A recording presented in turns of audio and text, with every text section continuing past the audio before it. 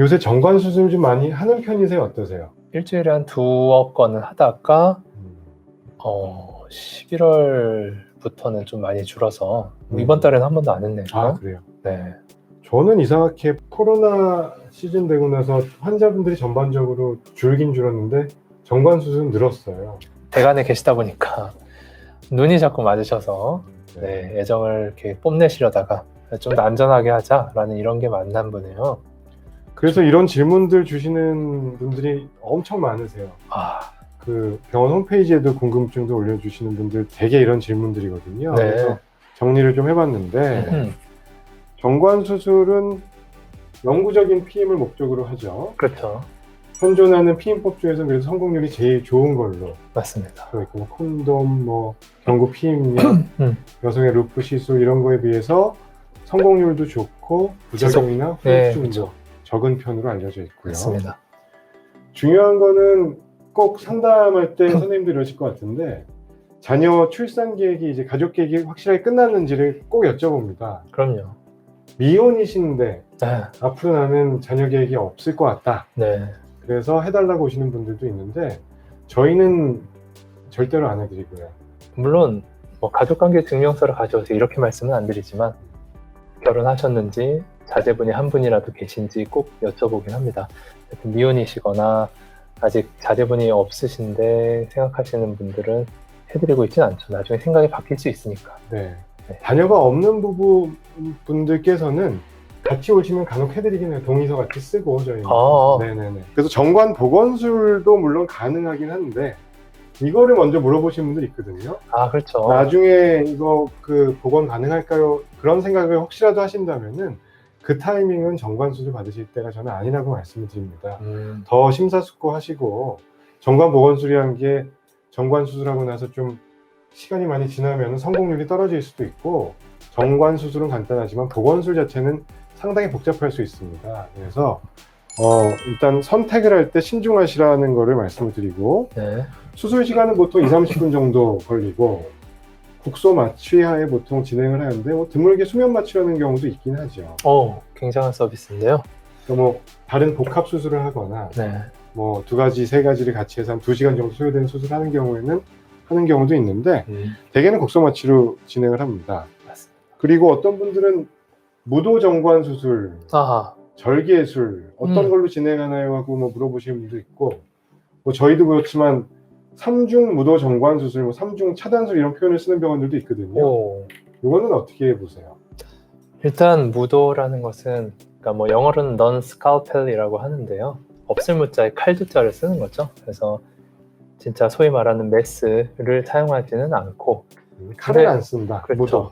근데 어떻게 보면 약간은 그러니까 의미가 있기도 하지만 약간은 좀 현혹적인 말이기도 한 게 우리가 그렇다고 뭔가 몸속 장기를 통과하지 않고 이렇게 싹 만져서 하는 건 아니듯이 특수한 기구가 있습니다. 굉장히 뾰족한 기구를 샤프한 기구를 이용해서 다만 칼처럼 2차원으로 절개한다기보다는 뾰족한 걸로 0차원이죠. 칼은 1차원이구나. 그러니까 선으로 들어간다기보다는 점으로 이렇게 뽕뽕뽕 벌려서 들어가서 정관을 획득한 다음에 잘라내는 비교적 좀 나은 방법이긴 한데 요새는 아마 다 그렇게 하실 거고요.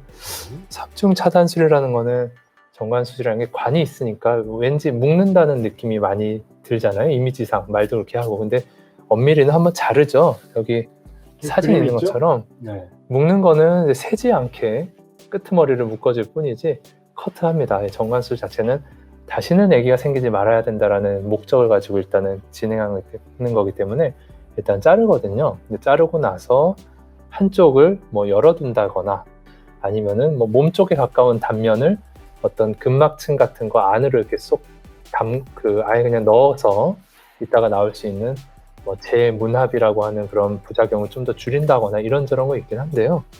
저는 그냥 전통적으로 그냥 이렇게 합니다. 간단히 말하면 3중이라는 거는 묶은 다음에 찢어주고 자르고 잘라야 단면이 나오니까 자른 단면을 뭐 레이저나 아니면 소작기 같은 걸로 지져주고 묶고 자르고 지지고 3가지 어떤 루트를 차단을 한다. 그래서 3중 칼을 쓰지 않는 무도 정관 수술이 요즘은 보편적입니다. 그리고 절개술 같은 거를 해본 적은 있는데요. 네. 정관 수술을 해보려고 하다가 실패해 보신 적 있으세요? 정말 페일해서.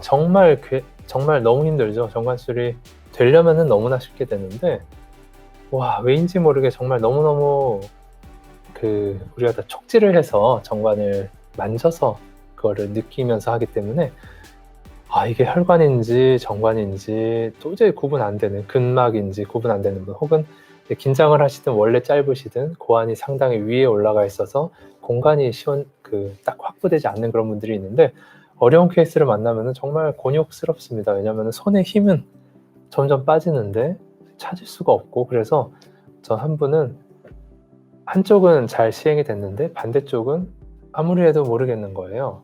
뭔가 만져지는 듯도 한데 아닌 것도 같고, 잡았다고 했는데 정관 아니고 그냥 근막이 뭉쳐서 이렇게 보인 거네? 뭐 이렇게 하면서 여러 번 시도하다가 환자분도 너무나 감사하고 죄송하게도 이해심이 좋으셔서 거의 진짜 한 40분 넘게 고생 하시다가 송구한 말씀을 드리고 일단 사실은 그만한 적이 그래서 있는데요. 이 절개술이란 거는 그럴 때 보통 시행을 할 수 있는데요.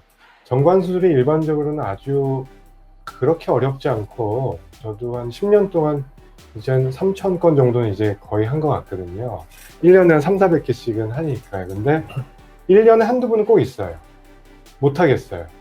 그래서 저는 아예 수술 들어가기 전에 양쪽 만져보고, 그렇죠. 탈장 경험이 있거나 뭐 옛날에 그 고환 쪽 수술을 했거나 하신 분들은 못할 수도 있다 먼저 말씀을 드리고, 한쪽이 아예 안 만져지거나 촉지가 안 되면은 설명을 드려요. 이거 하면은 절개술로 해서 끄집어내서 해야 될 수도 있는데 굳이 그렇게까지 하시는 게 좋겠는지 보고서 이제 아예 뚫지를 않죠, 그럴 때. 네. 간혹 이 정관이 미생성되는 경우도 있습니다. 근데 그거는 불임의 원인 중에 하나로 여겨져서 자제분을 다 출산하신 다음에 정관 수술을 하러 오시는 분과 좀 배치될 수 있겠지만, 제가 아까 말씀드린 그분 케이스는 이쪽 정관 없는 것 같아요 이러면서 끝을 내긴 했거든요. 근데 다행히 3개월 후에 정액 검사했을 때 엄청 두근거렸는데 다행히 안 나와서. 안 나오셨군요. 네, 그래서 막 천만다행. 아이고 그때 고생하셨습니다 이러고 끝난 적은 있었죠. 비교적 잘 이루어지죠. 그리고 저 같은 경우는 통증에 대해서는 늘 두려워하시는데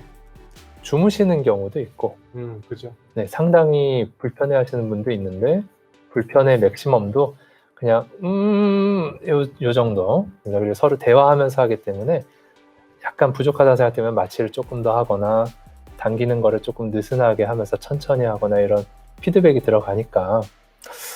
왼쪽 오른쪽이 한 30초에서 1분 정도 당겨질 때 일단 좀 뻐근한 정도이기 때문에 너무 걱정하실 필요는 없습니다. 그리고 주의사항 한 가지는, 수술 직후에 바로 피임법으로 완성이 되는 건 아니고, 이 차단을 하고 나면 상부 통로에는 정자들이 남아 있거든요. 그렇죠. 그래서 그거를 충분히 사정액 배출을 통해서 소진을 시키고 그 이후에 정액 검사를 꼭 받으러 오셔야 됩니다. 네. 그렇게 해서 이제 피임법으로 완성이 됐는지 무정자 상태인 걸 확인을 해야 안심하실 수가 있습니다. 네, 훨씬 더 금슬이 좋아진다고 하니까 많이들 하셔도 될 것 같습니다.